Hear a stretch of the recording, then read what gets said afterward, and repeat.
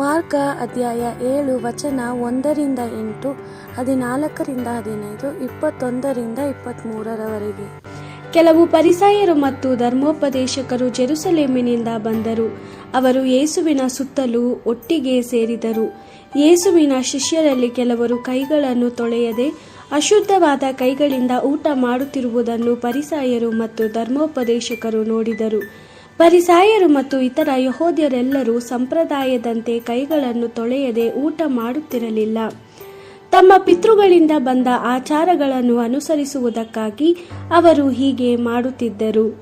ಅವರು ಏನನ್ನಾದರೂ ಮಾರುಕಟ್ಟೆಯಲ್ಲಿ ಕೊಂಡುಕೊಂಡರೆ ವಿಶೇಷವಾದ ರೀತಿಯಲ್ಲಿ ಅದನ್ನು ತೊಳೆಯದೆ ತಿನ್ನುತ್ತಿರಲಿಲ್ಲ.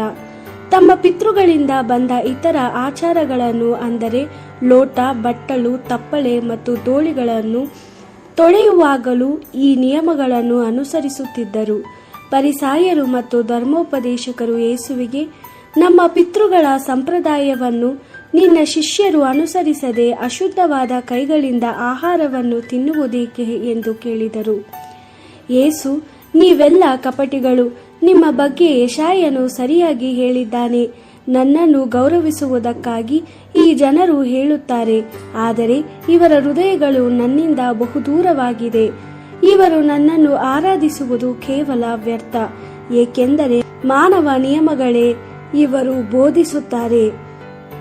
ನೀವು ದೇವರ ಆಜ್ಞೆಗಳಿಗೆ ವಿಧೇಯರಾಗದೆ ಜನರ ಸಂಪ್ರದಾಯಗಳನ್ನು ಅನುಸರಿಸುತ್ತಿರುವಿರಿ ಎಂದು ಹೇಳಿದನು.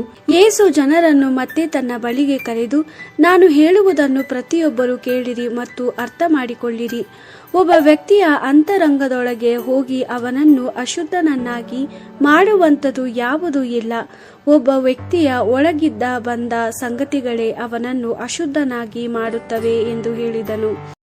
ಒಬ್ಬ ವ್ಯಕ್ತಿಯ ಅಂತರಂಗದಲ್ಲಿ ಈ ಕೆಟ್ಟ ಆಲೋಚನೆಗಳೆಲ್ಲವೂ ಆರಂಭವಾಗುತ್ತವೆ.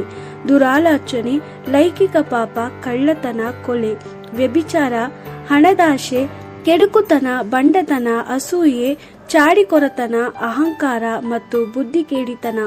ಈ ಕೆಟ್ಟ ವಿಷಯಗಳೆಲ್ಲ ಮನುಷ್ಯನ ಅಂತರಂಗದಿಂದ ಬಂದು ಅವನನ್ನು ಅಶುದ್ಧನನ್ನಾಗಿ ಮಾಡುತ್ತವೆ ಎಂದು ಹೇಳಿದನು. ದೇವರ ವಾಕ್ಯವಿದು. ದೇವರಿಗೆ ಕೃತಜ್ಞತೆ ಸಲ್ಲಲಿ.